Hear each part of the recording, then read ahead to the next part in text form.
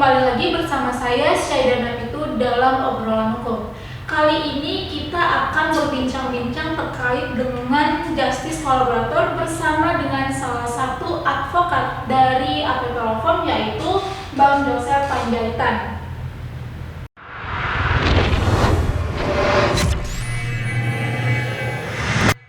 Selamat siang Bang Jo. Selamat siang, Siang.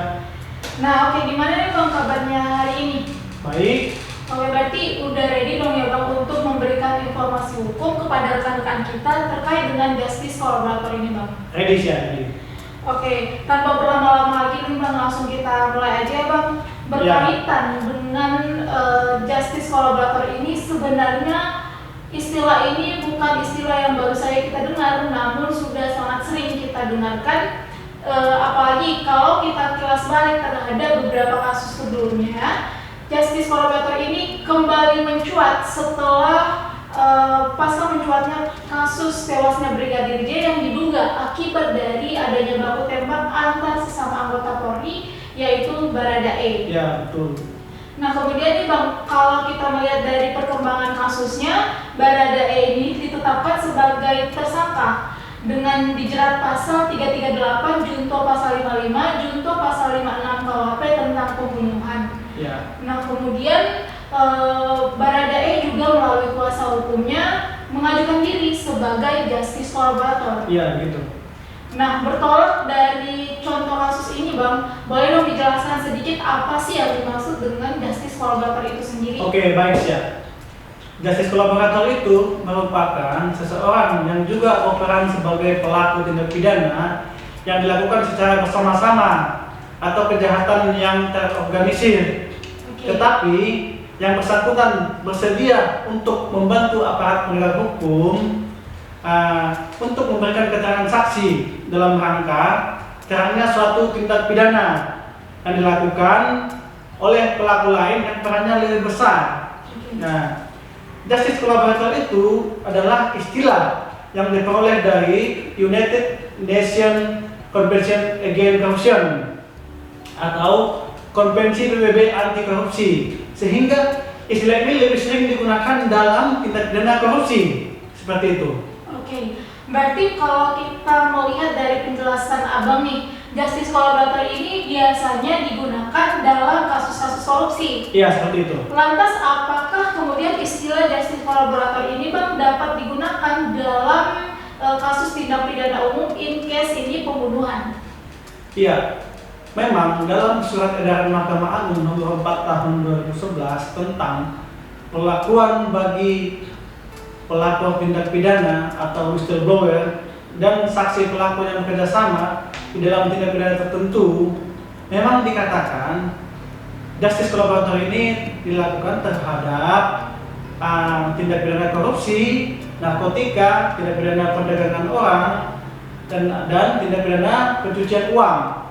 Namun juga di situ dikatakan terhadap tindak pidana yang bersifat terorganisir. Jadi tidak menutup juga digunakan dalam tindak pidana umum, yang mana tindak pidana tersebut harus bersifat terorganisir. Jadi terhadap tindak pidana umum juga bisa dimungkinkan ada seorang justice collaborator, begitu.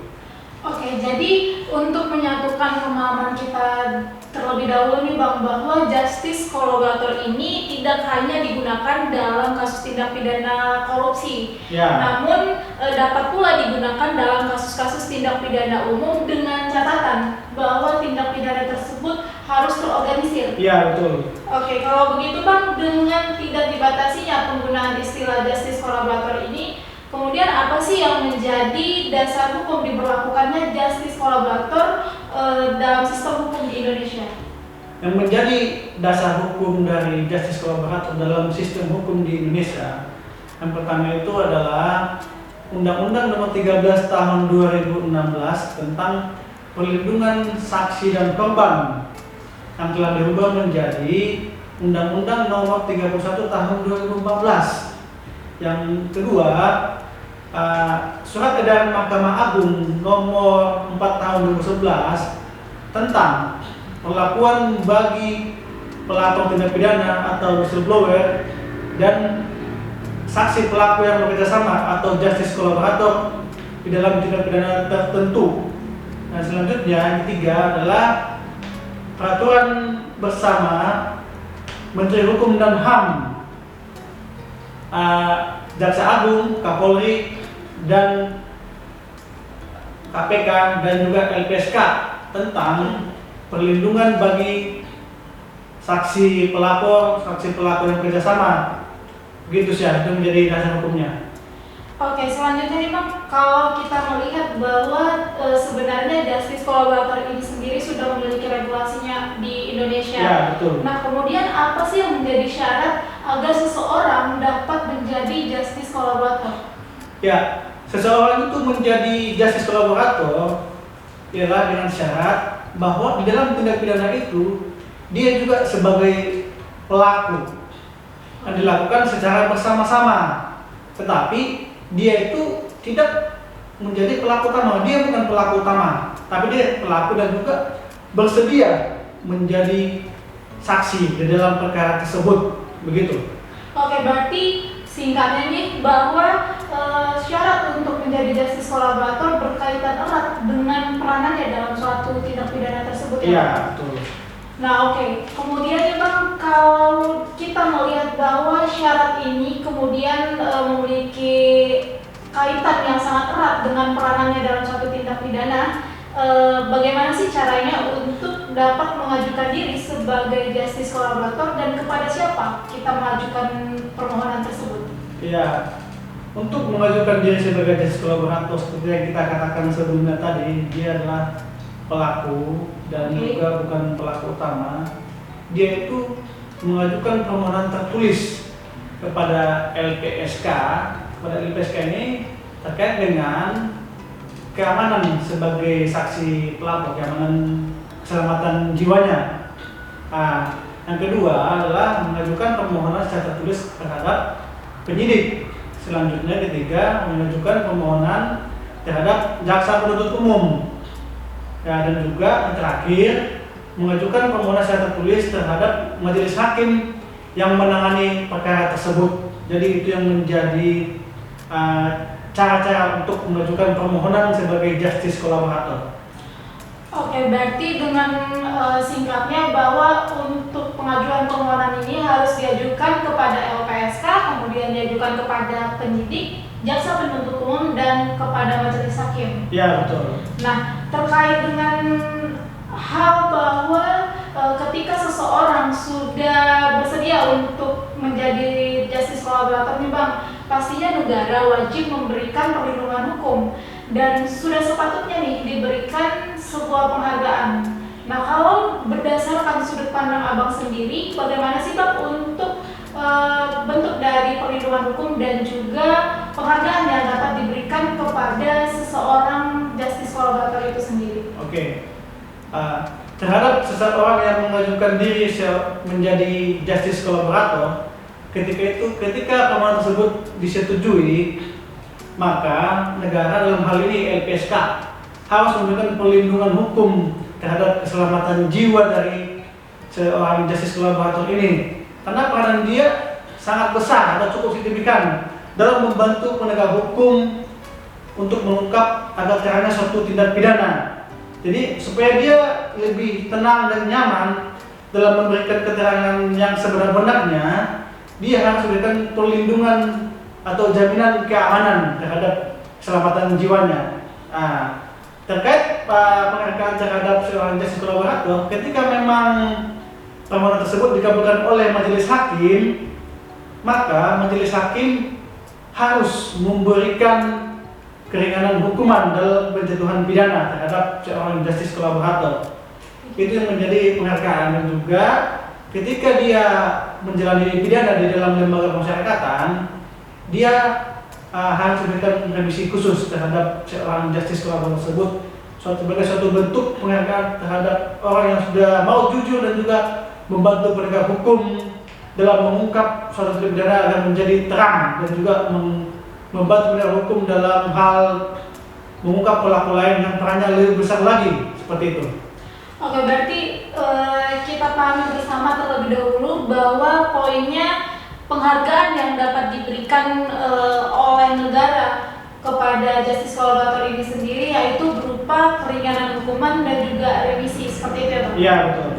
Nah oke, kemudian nih Bang, kalau menurut Abang nih, apa sih yang menjadi pedoman dalam menentukan status justice kolaborator dalam putusan hakim nantinya? Ya, yang menjadi pedoman dalam mengabulkan permohonan justice kolaborator itu adalah atau menetapkan seseorang menjadi justice kolaborator dalam putusan hakim. Yang pertama, bahwa yang bersangkutan adalah pelaku dalam tindak pidana tersebut, namun bukan pelaku utama, dan yang bersangkutan mengakui perbuatannya dan bersedia menjadi saksi di dalam proses peradilan.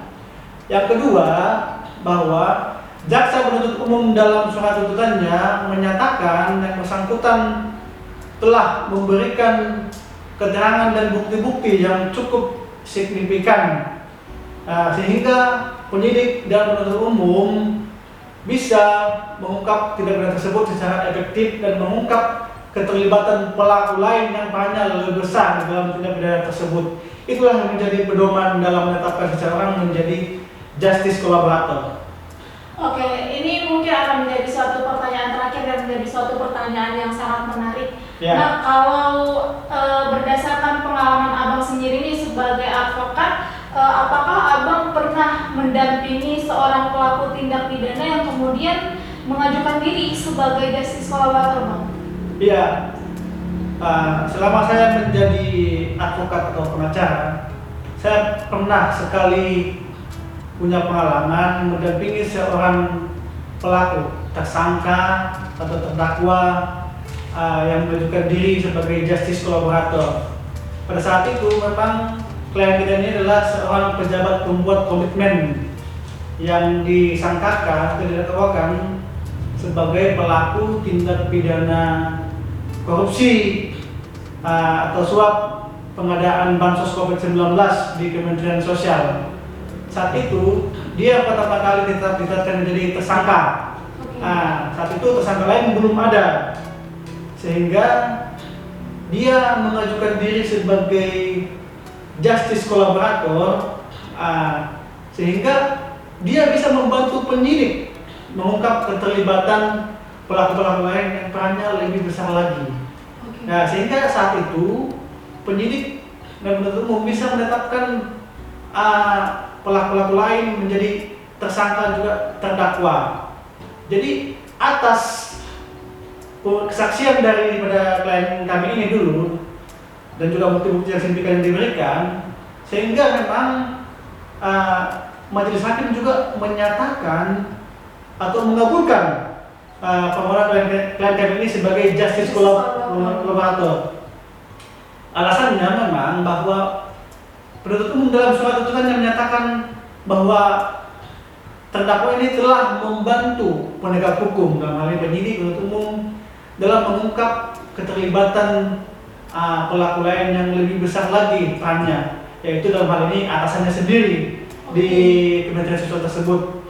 Sehingga memang permohonan sebagai justice kolaborator tersebut patut untuk dikabulkan. Jadi seperti itu pengalaman yang pernah saya alami ketika mendampingi seorang tersangka terdakwa yang mengajukan diri sebagai justice kolaborator. Begitu, Syah. Oke, jadi pembahasan kita kali ini sungguh sangat menarik ya rekan-rekan, apalagi ternyata Bang Joseph Panjaitan ini juga pernah mendampingi seorang tersangka terdakwa yang kemudian mengajukan diri sebagai justice kolaborator. Ya, benar. Nah, untuk terakhir kali ini Bang, boleh dong diberikan sedikit kesimpulan daripada pembahasan kita kali ini. Jadi terima kasih teman-teman semua. Yang menjadi kesimpulan dari pembahasan kita pada hari ini tentang justice kolaborator, justice kolaborator itu adalah bahwa dia merupakan seorang pelaku dalam tindak pidana tersebut yang dilakukan secara bersama-sama dan sifatnya terorganisir, dan tapi dia bukan pelaku utama dan dia juga bersedia membantu penegak hukum untuk mengungkap tindak pidana tersebut agar menjadi terang dan mengungkap keterlibatan pelaku lain. Dan di dalam tindak pidana ini memang tidak harus tidak pidana korupsi. Tidak pidana umum juga dimungkinkan adanya seorang justice kolaborator asalkan tindak pidana tersebut bersifat terorganisir, berarti dilakukan secara bersama-sama. Jadi itulah yang menjadi kesimpulan dari pembahasan kita tentang justice kolaborator. Oke, baik, terima kasih banget nih Bang Jo untuk informasi hukum yang sangat menarik. Ya, sama-sama Chef. Oke, jadi rekan-rekan demikian informasi hukum yang dapat kami sampaikan. Pantau terus akun media sosial APP Law Firm dan jangan lupa untuk like, komen, dan subscribe channel YouTube APP Law Firm agar rekan-rekan juga tidak ketinggalan info-info menarik tentang hukum lainnya.